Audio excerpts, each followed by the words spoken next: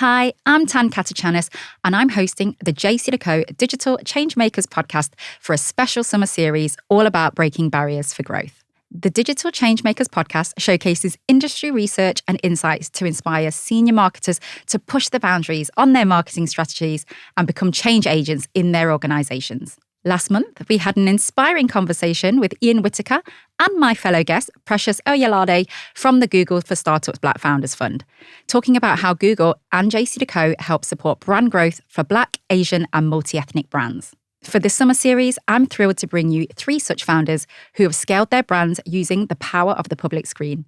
They're here today with amazing stories, ready to share the biggest barriers they faced in scaling their businesses and how they've overcome them, showcasing a positively pioneering approach to smashing stereotypes and breaking new market opportunities. We'll speak with fitness guru Anna Samuels, founder of Box, who tells us how she smashed through gender stereotypes to show that boxing is fitness for all.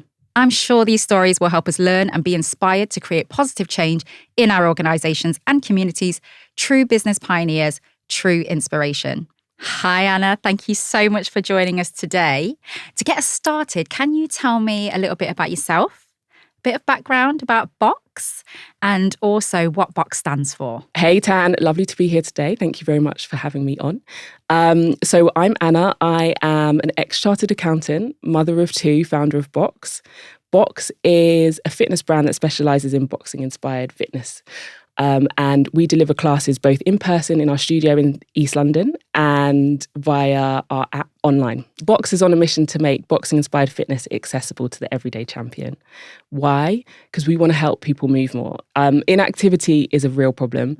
I think 40% of adults in the UK don't do the recommended levels of exercise, and that jumps to 80 for children, which is crazy, right? And so we want to help change this. Mm-hmm. And why boxing? Boxing. Good question. So growing up, I did everything I could to get out of PE. I didn't like sports. I regret that now. But the first time I remember having a positive experience with physical exercise was when my mum took me to a boxing class age 11. And I absolutely loved it. And from that day on till now, boxing, kickboxing, any form of kind of combat-based exercise has always been my favourite way to train. And when my daughter was born back in 2015, I couldn't get to my favourite classes, so I looked online and couldn't find anything. Back then, online fitness was still relatively new and there was kind of basic cardio workouts, but nothing kind of boxing related. So that's where the idea was born. So I decided to do it myself and bring boxing-inspired fitness online. And today's podcast is all about breaking barriers, right? So the idea that you are going to fill a gap in the market, create something from scratch. What are the biggest sort of barriers that you faced bringing Box to the masses? Good question. So I would say our biggest barrier to date, we're getting there, but we're not there yet, is actually the intimidation factor that surrounds boxing. Mm-hmm. So firstly, we are boxing. The reason we're boxing inspired is because we use boxing-based training in our workouts, but we disassociate ourselves from the sport. When I say disassociate, I mean when people come to our classes, it's non-contact. There's no sparring. You can be complete beginner. We'll teach you the technique, so you're not going to get hit. You don't have to worry about not knowing the basic technique because we've got that covered. But even so, people, as soon as you mention the word boxing, they kind of automatically associate it with the sport, which for a lot of people can be quite scary and intimidating. And so that's kind of getting the message across that we're kind of not scary, we're really welcoming, our workouts are for everybody, has been the biggest challenge. I think that coupled with I would say like the general intimidation that surrounds the fitness industry, because I think fitness for a lot of people can be hugely intimidating. And I think like the stats say that like 70% of women have experienced at some point intimidation in exercising in public space. And that's a lot, right? And so it's like, how do we kind of break down these barriers around boxing first and foremost, but also fitness, and make kind of our product, our service, a welcoming place, and help people feel comfortable when they exercise. Mm-hmm. So how are you actually overcoming those barriers that you've talked about? Good question. I think first and foremost, I think it's like education in terms of what we actually offer and kind of making it quite clear that you're not going to get hit. It's non-contact, that you can start at any level. We'll teach you the basics. But from like a marketing perspective, it has been kind of a process. We've really worked in kind of refining our brand messaging, our brand voice. I think a lot of boxing brands will use kind of, they'll do kind of partnerships, or they'll use ambassadors who are in the professional sport, or they'll use terminology that is used within in boxing. And so that kind of reaffirms a stereotype, because what we find is a lot of our customers don't necessarily watch a boxing match. And they won't necessarily understand it. And the more you kind of use those references, the more it kind of reaffirms the message that it is associated with the sport. So that's kind of, I think, in terms of our brand language, is kind of getting away from that. But also, I think, funny enough, is people say, oh, you're boxer size. And boxer size is kind of quite aerobics based. So we're actually not boxer size either. So it's like, how do we find our kind of niche? How do we find our place within this space? And that's been a journey kind of, but I think we're definitely getting there. We've done kind of a lot of research in terms of kind of how people discover our brand and what their first impressions were when they saw our brand, or why did they buy from us? And kind of 9 times out of 10, it will be because they like the brand and the brand spoke to them and resonated with them. So I think the work is hopefully paying off. What was it about the brand, you think, from the research that you've done, that made them, where it resonated with them? What was it about the brand? So I think a lot of times we talk about feeling. So like, how does boxing make you feel? And I think what boxing-based training, how it's different from some other forms of exercise, is 2 things really. One is, when you're boxing and you're throwing combinations, you can't think about anything else. So it really is a mind-body workout. Like, you are taken away from kind of your everyday stresses. And I think kind of when you may run or you cycle or you do another form of exercise, you can still think, what have you got to like, what shopping have you got to get? Like, what have you got to cook the kids for dinner, or like kind of your bad day at work or whatever. But when you're boxing, you literally cannot think about anything else. And I think that's really powerful. And I think the feeling you get when you finish a boxing workout, that kind of opportunity to kind of take you away, but also the feeling of punching is something that a lot of people don't usually do, right? So when you do it, especially when you hit a bag, you feel a sense of power, you feel a sense of empowerment, you feel strong, you feel invincible. And I think people walk away feeling like that. And it's really, really kind of incredible. Like, even, so we do kids classes in the studio. So we've got customers 5+, right? And whether you see a 5-year-old or you see a 40-year-old or a 72-year-old come out of our classes, like the way they look when they walk out of that class, like with their head held high, you can see it in their body language, like how it makes them feel. And I think kind of conveying that message when we're talking about kind of, it's not just about fitness, because boxing training is an incredible workout physically, like it's probably one of the best, right? But I think how it makes you feel mentally is something that kind of you don't necessarily always get with other forms of training. So we really try and kind of get that message across. So Anna, Box is one of the brands that won the competition with JCDecaux in conjunction with the Google for Startups Black Founders Fund. Yeah. So we're going to be seeing your brand on some of our most iconic screens this summer. You are, indeed. So tell me what you hope or believe that Out of Home is going to achieve for you and the Box brand. Okie doke. So as a small startup, so we've bootstrapped for kind of most of our time. A big challenge for us has been kind of a lack of resources. So our marketing budgets have been kind of minute, and we've had to be really creative in terms of how we reach our audiences. And we've never been in a position to kind of have big campaigns. So being able to winning this campaign and kind of seeing Box on the public screen, I think is a game changer for us, really. It's something that we didn't think that we would be able to do at this point in the business. I think we've done a great job so far in terms of kind of reaching quite a wide audience. But I think out of home is definitely going to take us to the next level in terms of brand awareness, getting in front of our customer in person. I think also building trust. I think as quite a small brand, I think it's important to kind of build trust with our customers. And I think out of home definitely is something that helps with that. And also, I'm really excited to see the data. It's been a really interesting kind of process, kind of planning the campaign with yourself and the rest of the team, and just understanding kind of where our customers are and actually seeing kind of the data after we run the campaign. I think that will be kind of an eye opener. But yeah, we're so excited. It's going to run alongside our ITV ads, which is super exciting. So you'll see Box on the digital screen, out of home screen, and both on the TV. So yeah, very exciting. And we're super excited too. And how do you think that, you said that it's going to be on the TV screen, it's going to be on the public screen, and it's going to be on the digital screen. So how do you think they're going to blend together to like really amplify your brand?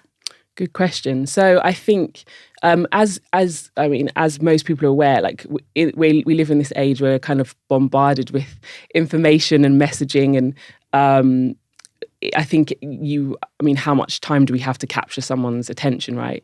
So I think by combining these campaigns together amplifies the impact by allowing us to kind of get in front of our audience multiple times within a short space of time. And hopefully that will be coupled with kind of additional marketing efforts that we'll be doing internally. So yeah, I think by having them together definitely will amplify the impact. Mm-hmm. So tell me a little bit more about Box in terms of the kind of the online element of Box. So if, for example, I don't live near your studio, I can't come into your studio to actually do a workout. Tell me a little bit more about how I can use Box where I live. Absolutely. So that's where our Box Plus app comes in hand. So you can download our app on the App Store and also Google Play. And essentially anyone can do it. So there's a 30-day free trial, and then after that it's $7.99 a month, so super affordable.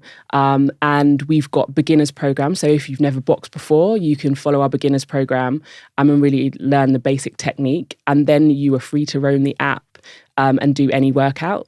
We have not just boxing workouts on there. So we have boxing, we have our boxing workouts, but we've also got strength and conditioning and recovery because we believe that it's really important to get a variety within your training routine.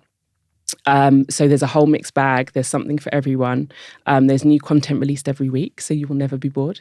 And there's workouts as little as 5 minutes on there. And this really comes down to with kind of fitness and exercise and being active, it's not about kind of like your 6 week get fit quick or like these grueling workouts.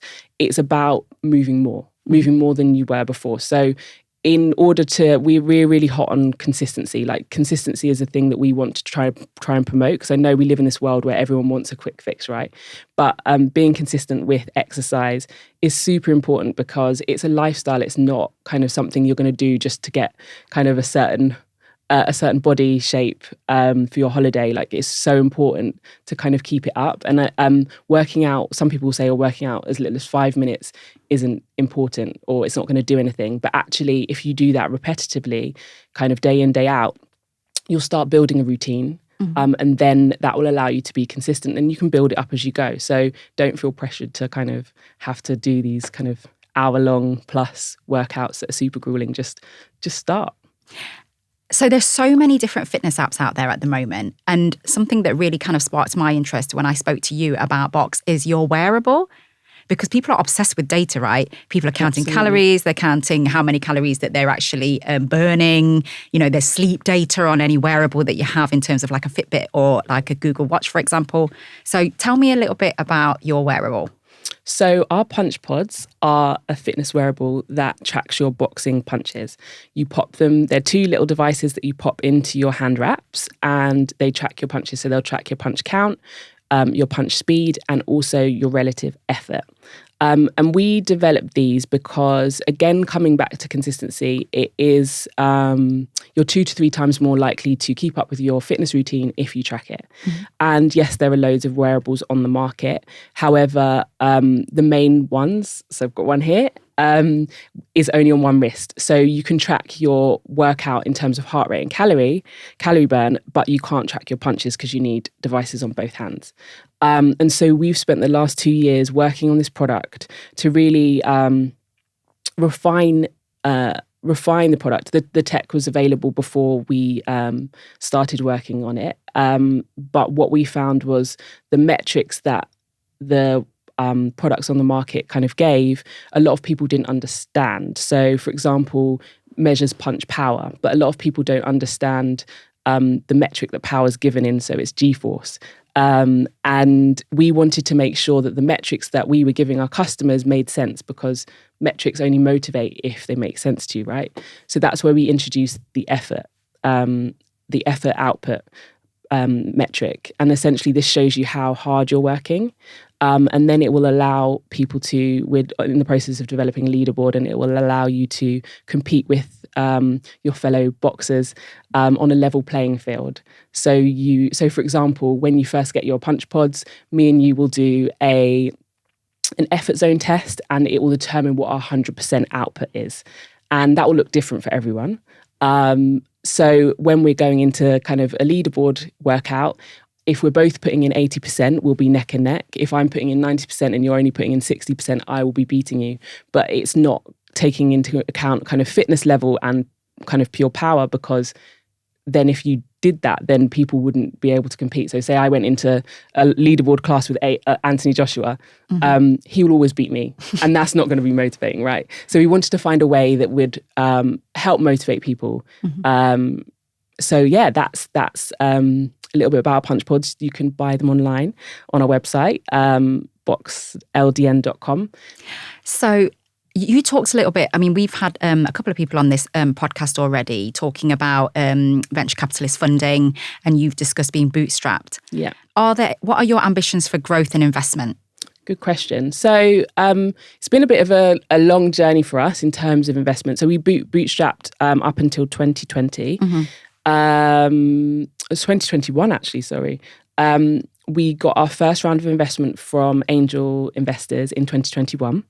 And then at the end of 2021, we then went on to Kickstarter, so a crowdfunding platform, which isn't equity-based, it's rewards-based, but we raised an additional amount there. And we've raised kind of smaller amounts since then. We have explored the VC route. Mm-hmm. It is extremely challenging at the moment. The market is crazy mm-hmm. at the moment.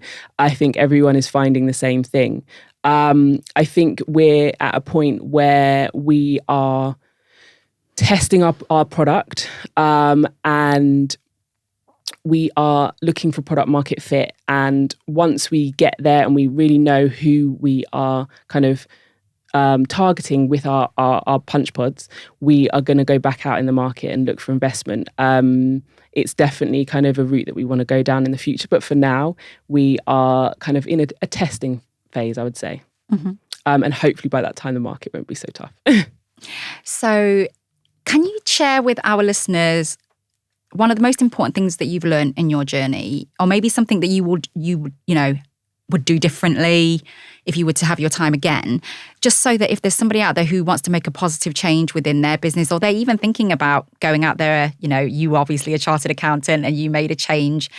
What's the one thing that you would offer in terms of advice to inspire them if they wanted to do something like that?